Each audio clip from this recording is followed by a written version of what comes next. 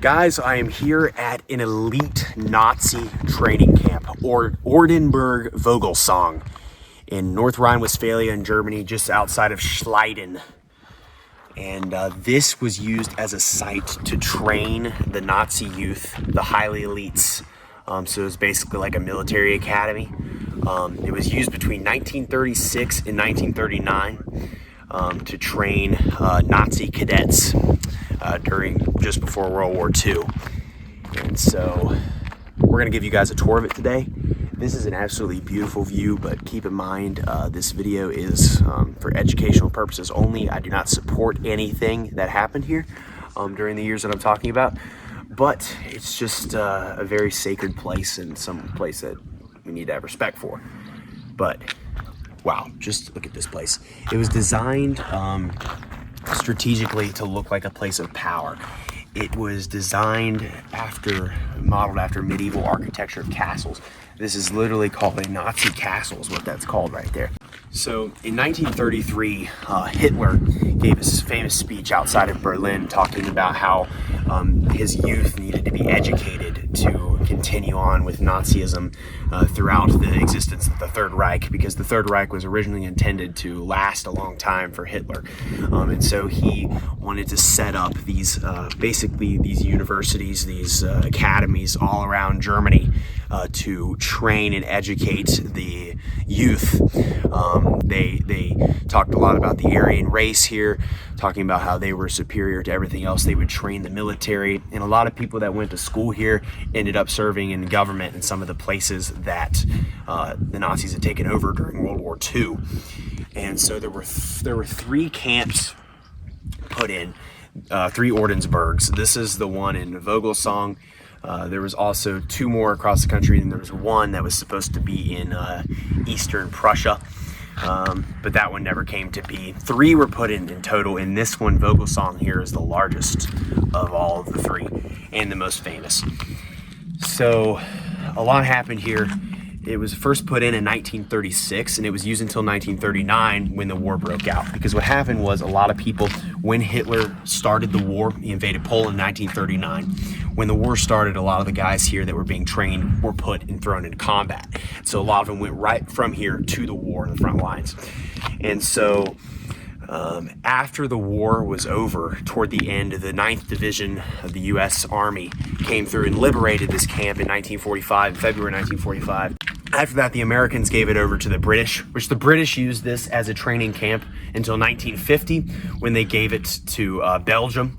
And the Belgian military used this as a training camp and things like that until about 2006, till January 1st, 2006, when they gave it over to the Eiffel International Park in Germany, which is where we are today. So this was a training camp 20 years ago. This was still being used, but it shifted hands many times. So that's an important thing to note as well. So let's go check out some of the buildings and just to learn a little more about this place. They got the eagle logo, which was kind of the symbol of the Luftwaffe, which was the German Air Force at the time. This camp served as a training base for both Army and Navy. It was a naval and armored camp. Like I said, it was designed to be a symbol of power and the superiority that the Nazis had over the rest of humanity in their minds.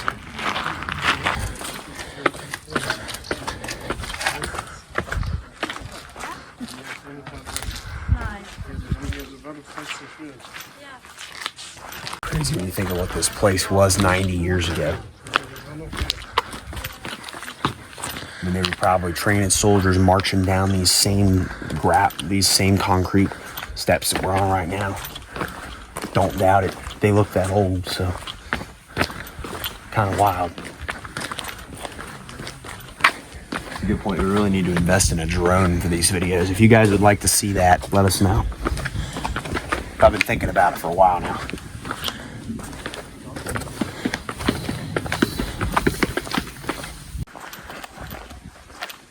Buildings all down here and stuff.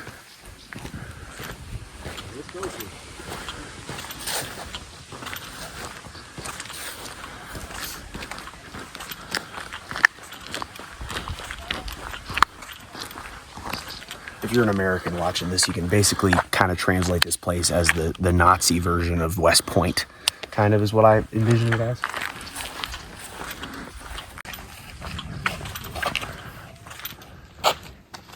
There's even more down here, which is crazy.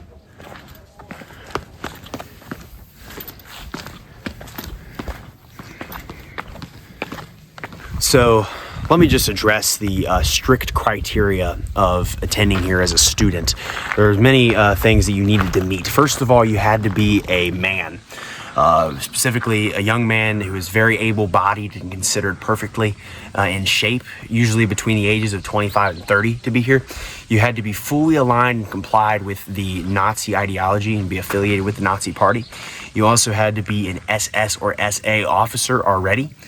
To come here, depending on the time it was, be a member of the SS or the SA to come here. So it was very strict in getting in here. Obviously, these were for the elites, which was which was definitely the minority of the population, the ones above everyone else. If you look at the hierarchy, they're way up here. Everyone else is pretty much down here. This is for the few high elites of Nazi Germany that were trained here. So it was really hard to get in here if you wanted to, which I don't know why you would want to, but it is what it is. So that's kind of what this is. Really only used as a Nazi camp for 3 years because right afterwards the war broke out, and so all these guys ended up going to fight on the front lines, and these were the first guys out there. So very interesting. Let's go out and check some more things. Obviously a beautiful view. I mean, we just have to address this. Look at this. This is the German countryside at its peak right here. I mean, this is a beautiful area to look at visually. Here's some photos right here.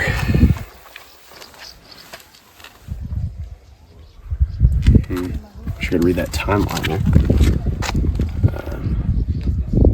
Let's see. Dinger Thing was the name of the Germanic gathering of the people in the court of law. It was the origin of the term Thing Theater, a special National Socialist form of open-air theater, which mainly took its orientation from the theatrical tradition of ancient Greece. The architecture of the newly built Thing theaters, and especially for them, were designed to dispense with the divide. This is a place of cinema as well. They did like theater productions and stuff, I guess. Cultic-like spoken words with choruses and a minimum of plot were primarily performed mostly celebratory events. They were no longer received state support after 1937 due to the low standard of the works and dwindling public interest. So, interesting. It's huge. This is the whole place. This is the whole camp right here, training ground. The whole place. Huge. We got different numbers on the map here. So here's some pictures from the academy here. Kind of crazy. That's right. So they're mostly from 1937. Right down there is where that gathering was. So 1937, obviously, the prime of it. 37 and 38, right there.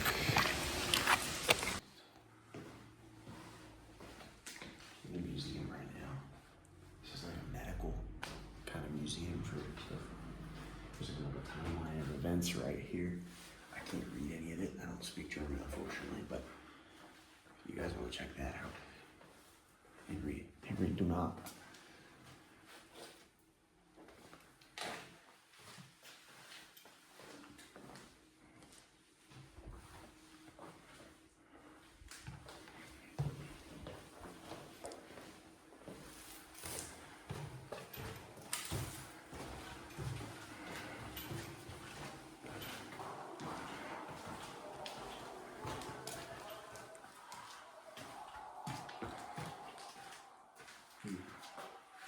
Yeah, so like I said, there's a lot of stuff still going on here after the war happened.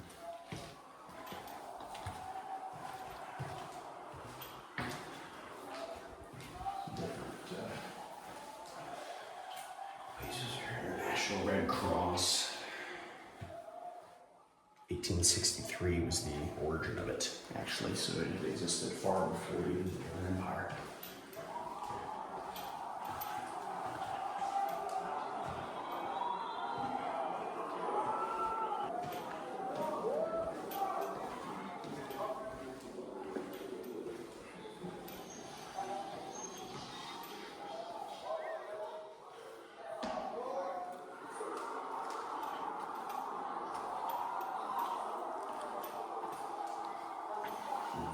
Second right there, guys.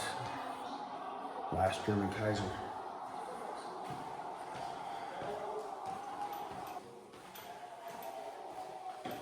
with some World War I stuff over here.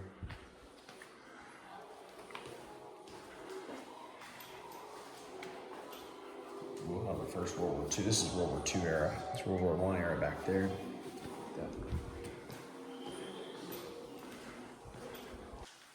You look at this.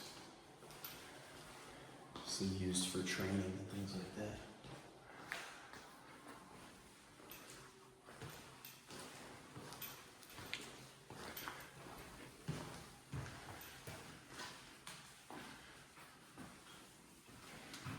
This stuff here. The Red Cross. It's cool.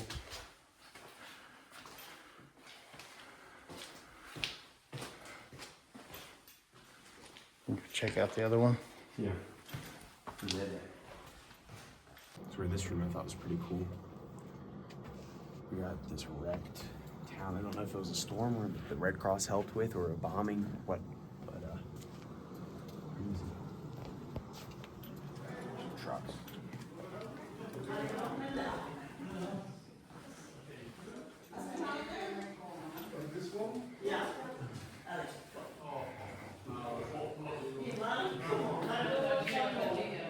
Hey guys, so we just went through, this is like the Red Cross Museum, kind of talking about its history from 1863 to today. They kind of help with international like disasters and things like that, and it talks about like the different Geneva conventions that happened between the 1860s and the end of World War II, kind of how they combated the things that were going on during times of war and things like that across some international affairs and stuff. So pretty interesting. There's another building over here that came with the museum, so we're gonna check it out too. More Red Cross stuff in here. So now that we know a little bit more about it, let's go ahead and check it out. So they definitely trained them here, I believe.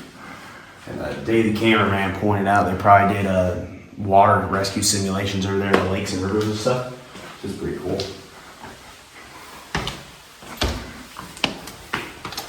So the organization's been around for 160 years.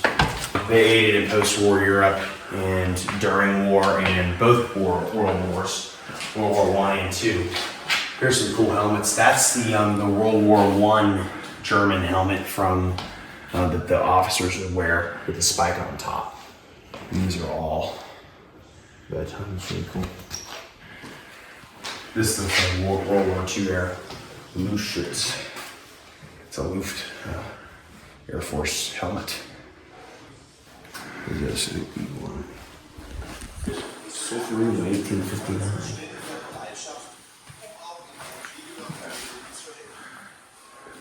Different events. Prussia. Red Cross style gigs in Prussia. Kind of a little bit about what they stand for today.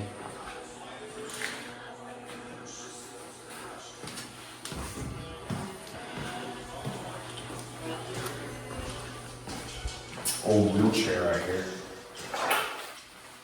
It's like World War II era wheelchair. Here's some marks. This was the old German currency. They had the Reichsmark and then the Deutschmark before we went to euros. World War I, 1918. Guys, thanks for watching the Vogelsang camp tour. Let me know what you guys think down in the comments below, and I'll see you guys next time. Goodbye.